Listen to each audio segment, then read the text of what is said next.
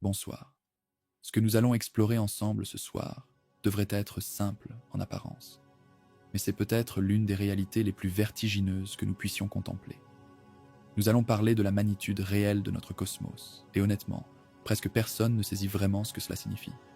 Lorsque vous commencez à mesurer les distances, à comparer les dimensions, à vraiment visualiser les échelles, quelque chose de profondément troublant se révèle. Tout ce que nous pouvons percevoir avec nos télescopes les plus puissants, chaque point lumineux dans le ciel nocturne, chaque galaxie lointaine, c'est seulement une infime fraction de ce qui existe réellement. Et cette fraction visible, elle flotte comme une minuscule bulle dans quelque chose qui pourrait s'étendre infiniment. Par la fin de cette exploration, vous comprendrez non seulement comment l'univers est inimaginablement vaste, mais aussi pourquoi tout ce que nous avons jamais observé pourrait n'être qu'une goutte dans un océan sans fin. Avant de continuer, si vous êtes fasciné par les mystères de l'espace et les questions cosmiques, n'hésitez pas à aimer cette vidéo et à vous abonner. Cela nous aide à partager ces découvertes avec d'autres esprits curieux comme le vôtre. Maintenant, commençons notre voyage. Débutons par quelque chose que vous pouvez imaginer clairement. La planète sur laquelle vous vivez en ce moment même. Notre Terre, cette sphère bleue suspendue dans le vide, s'étend sur environ 12 742 km² à l'équateur.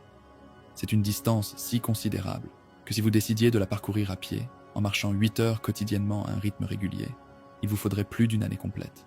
Même en voiture, roulant sans interruption à vitesse d'autoroute, le voyage durerait 2 semaines.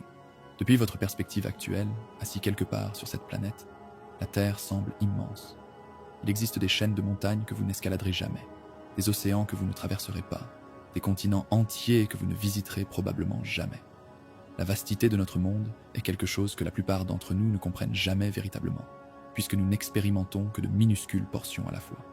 Mais notre planète n'existe pas seule dans le vide. Elle partage son espace avec 7 autres mondes, tous gravités autour d'une étoile d'une taille stupéfiante. Notre Soleil est si colossal que vous pourriez y insérer environ 1 300 000 terres. Imaginez cela un instant. Le diamètre de notre étoile atteint près d'1 400 000 km, ce qui la rend 109 fois plus large que notre planète. Si vous aligniez les terres côte à côte sur le diamètre du Soleil, vous auriez besoin de 109 d'entre elles. Et pourtant, les distances entre ces mondes et notre étoile rendent ces tailles relatives presque insignifiantes. La Terre se situe à environ 150 millions de kilomètres du Soleil. Cette distance définit ce que les astronomes appellent l'unité astronomique. La lumière, cette substance la plus rapide que nous connaissions, voyage à 300 000 km par seconde. Mais même à cette vélocité extraordinaire, elle nécessite environ 8 minutes et 20 secondes pour franchir cette distance. Quand vous regardez le Soleil dans le ciel, vous voyez en réalité son image d'il y a plus de 8 minutes. Vous ne voyez jamais le Soleil tel qu'il existe en ce moment précis, mais plutôt tel qu'il était, peu après que vous ayez commencé à lire ces mots. Considérez Jupiter, ce géant gazeux qui domine notre système solaire. Elle orbite à environ 578 millions de kilomètres de notre étoile. La lumière du Soleil met 43 minutes pour l'atteindre. Neptune, le monde le plus lointain, se trouve à plus de 4 milliards et demi de kilomètres. Une distance si démesurée que les rayons solaires mettent plus de 4 heures à effectuer le trajet. Mais voici où les choses deviennent véritablement intéressantes. Notre système solaire n'a pas de fin nette à Neptune. Bien au-delà des planètes s'étend une région fantomatique appelée le nuage d'Oort, une sphère gigantesque d'objets glacés qui englobe entièrement notre système solaire. Ce nuage s'étend depuis environ 2000 unités astronomiques jusqu'à peut-être 100 000 unités, créant une frontière à environ une année-lumière et demie du Soleil. C'est essentiellement le territoire jusqu'où l'attraction gravitationnelle de notre étoile exerce son influence. Or, voici l'élément crucial. Cette frontière lointaine, ce nuage d'Oort qui marque le domaine véritable du Soleil, s'approche à peine du milieu du chemin, vers notre voisin stellaire le plus proche. Proxima Centauri, partie d'un système ternaire appelé Alpha Centauri, brille à une distance de 4,24 années-lumière. C'est environ 40 000 milliards de kilomètres.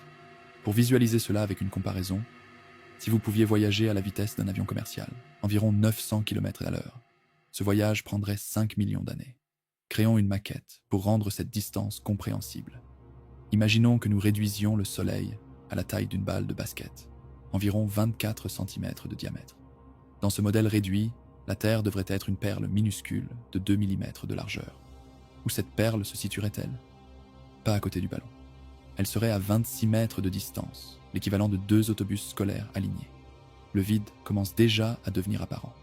Maintenant, où placeriez-vous l'étoile la plus proche dans ce même modèle? Pas dans votre rue, pas dans votre région. Vous devriez voyager environ 7000 km. Si votre ballon soleil se situe à Paris, l'étoile la plus proche se trouverait quelque part en Afrique du Nord. 2 balles de basket séparées par une distance impossible à parcourir rapidement. Et souvenez-vous, ces 2 étoiles sont les plus proches l'une de l'autre. La plupart des autres étoiles sont infiniment plus distantes. Ceci est la première leçon essentielle que nous devons intérioriser. Les étoiles sont séparées par des distances si monumentales que même la lumière prend des années pour voyager d'une étoile à une autre. Et notre Soleil n'est qu'une seule étoile parmi des centaines de milliards d'autres. Notre galaxie, la Voie lactée, est notre demeure cosmique, une immense spirale barrée renfermant quelque part entre 100 et 400 milliards d'étoiles. Le nombre exact nous échappe parce que compter les étoiles depuis l'intérieur d'une galaxie ressemble à compter les arbres d'une forêt pendant que vous êtes au cœur de celle-ci. Tout ce qui vous entoure obstrue votre vue sur les régions éloignées. Mais le nombre importe moins que l'ampleur globale.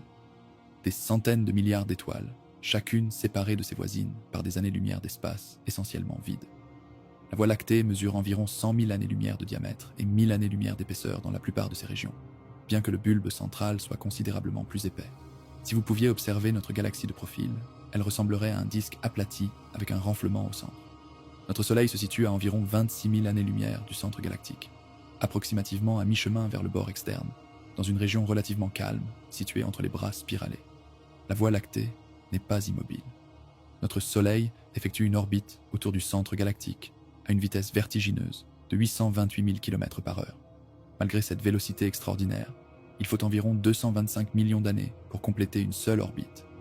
La dernière fois que notre Soleil occupait cette position dans son orbite, les dinosaures n'avaient pas encore évolué. Notre planète était encore dans le Trias, et tous les continents demeuraient soudés ensemble dans un supercontinent unique, appelé à Pangée. Reculons maintenant pour observer l'ensemble. La Voie lactée n'est pas seule. Elle fait partie d'un petit groupe galactique, nommé le groupe local, contenant environ 50 galaxies, bien que la majorité soient des petites galaxies naines. Les 3 membres les plus massifs sont la Voie lactée, la galaxie d'Andromède et la galaxie du Triangle. Andromède revendique le titre du plus grand membre, contenant environ 1000 milliards d'étoiles et mesurant environ 220 000 années-lumière de diamètre. La Voie lactée occupe la 2e position. Le Triangle reste plus petit, abritant environ 40 milliards d'étoiles. La séparation entre la Voie lactée et Andromède atteint environ 2,5 millions d'années-lumière. Réfléchissez à cette distance. Une lumière voyageant à 300 000 km par seconde nécessite 2,5 millions d'années pour traverser l'abîme entre ces 2 univers insulaires. Si vous pouviez, par un miracle de physique, vous déplacer à la vitesse de la lumière elle-même, ce qui viole les lois de la nature telles que nous les comprenons, le voyage durerait toujours 2,5 millions d'années. Le groupe local s'étend sur environ 10 millions d'années-lumière. C'est un amas relativement petit comparé à d'autres. Certains amas galactiques contiennent des milliers de galaxies compressées dans un volume similaire, mais 10 millions d'années-lumière reste une distance quasi inconcevable. Cependant, nous n'avons pas terminé. Le groupe local appartient lui-même à une structure bien plus grande, appelée le superamas de la Vierge, désormais reconnu comme l'Aniakea. Ce nom provient de l'hawaïen et signifie « ciel immensurable », une appellation appropriée pour une structure d'une telle magnificence. L'Aniakea renferme environ 100 000 galaxies distribuées sur quelques 520 millions d'années-lumière. Le cartographier a demandé des décennies de travail à des centaines d'astronomes, révélant une cohérence structurale étonnante maintenue ensemble par la gravité. Toutes les galaxies à l'intérieur de l'Aniakea se meuvent, s'écoulent à travers l'espace en suivant des filaments et des feuilles, attirant inexorablement vers une région centrale nommée le Grand Attracteur. Le Grand Attracteur demeure partiellement mystérieux. C'est une anomalie gravitationnelle, localisée en direction des constellations du Centaure et de l'Hydra. Il tire la Voie lactée et des millions d'autres galaxies vers lui à une vitesse d'environ 2 millions de kilomètres à l'heure. Aucun astronome ne peut l'affirmer avec certitude, ce qui compose le Grand Attracteur. Il se cache derrière le plan galactique de la Voie lactée, obscurci par les innombrables étoiles et poussières de notre propre galaxie. Nous ne pouvons pas l'observer directement. Nous savons simplement qu'il existe parce que nous mesurons comment les galaxies se déplacent et nous calculons le point vers lequel elles sont attirées. Quoi qu'il soit, il renferme la masse de dizaines de milliers de galaxies. Peut-être une concentration massive de matière obscure, ou possiblement un amas de galaxies gigantesques que nous ne percevons pas parce que notre propre galaxie bloque notre vision. Contemplez la distance que nous avons parcourue intellectuellement. Nous avons commencé avec la Terre, nous avons traversé le système solaire jusqu'à la Voie lactée, puis au groupe local, et maintenant à l'Aniakea, avec ses 100 000 galaxies s'écoulant vers le grand attracteur. Cependant, l'Aniakea n'est qu'un super amas parmi des millions autres disséminés dans l'univers observable. Et l'univers observable lui-même est bien plus vaste que nous pourrions l'imaginer intuitivement. L'univers observable est délimité par l'horizon cosmique, la distance maximale que la lumière aurait pu parcourir depuis le commencement. L'univers compte environ 13 milliards 800 millions d'années. Vous pourriez supposer que l'univers observable s'étendrait sur cette distance, mais ce serait une erreur. L'univers a connu une expansion continue depuis le Big Bang, et cette expansion s'accélère constamment. L'espace lui-même se dilate, entraînant les galaxies lointaines à s'éloigner de nous de plus en plus vite. Lorsque nous intégrons cette expansion dans nos calculs, l'univers observable possède un rayon d'environ 46,5 milliards d'années-lumière. Cela signifie que l'univers observable s'étend sur environ 93 milliards d'années-lumière de diamètre. C'est environ 800 milliards de kilomètres. Ce nombre devient tellement élevé qu'il perd tout sens tangible. Nos cerveaux ne se sont pas développés pour concevoir des échelles aussi monumentales. Nous pouvons écrire les chiffres, nous pouvons effectuer les calculs, mais nous ne pouvons pas réellement visualiser ce que cela signifie. Et voici ce qui rend la situation encore plus vertigineuse. L'univers observable renfermerait environ 2000 milliards de galaxies. C'est l'estimation actuelle, basée sur les observations en champ profond du télescope Hubble et d'autres instruments sophistiqués. Chacune de ces galaxies contient des centaines de milliards d'étoiles. Essayez un autre exercice de comparaison. Si l'univers observable tout entier était réduit à la taille de la Terre, environ 12 742 km de diamètre, alors la Voie lactée ne mesurerait que 14 micromètres. C'est plus petit qu'un globule rouge humain. Vous ne pourriez pas la voir à l'œil nu. Vous auriez besoin d'un microscope pour l'observer. Et souvenez-vous que la Voie lactée contient des centaines de milliards d'étoiles. Chacune de ces étoiles, incluant notre Soleil, serait tellement minuscule que même les microscopes les plus puissants ne pourraient pas la détecter. Mais nous ne sommes pas encore arrivés à la fin de cette exploration. L'univers observable n'est que la partie que nous pouvons voir. L'univers réel est presque certainement beaucoup plus grand, peut-être infiniment plus grand. L'horizon cosmique limite notre vision, mais n'établit pas de limite sur l'étendue de l'espace lui-même. Au-delà de l'univers observable, il existe davantage d'espace, davantage de galaxies, davantage d'étoiles. Nous simplement les voyons parce que la lumière provenant de ces régions lointaines n'a pas eu assez de temps pour nous atteindre. À quel point l'univers réel dépasse-t-il l'univers observable? Nous l'ignorons. Il pourrait être 2 fois plus vaste. Il pourrait être 1 million de fois plus vaste. Il pourrait être infini. Les observations actuelles suggèrent que l'univers est soit plat, soit très proche de plat. Un univers plat s'étendant infiniment dans toutes les directions est compatible avec nos mesures. Si l'univers est réellement infini, alors l'univers observable, aussi immense soit-il, n'est qu'une infime fraction infinitésimale du tout. C'est une minuscule bulle flottant dans un océan sans fin d'espace. Pensez à ce que cela signifie.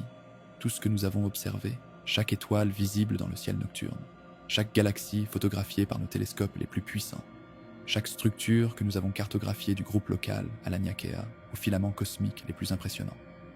Tout cela se trouve dans cette petite bulle. Au-delà de cette bulle, il y a davantage, sans fin.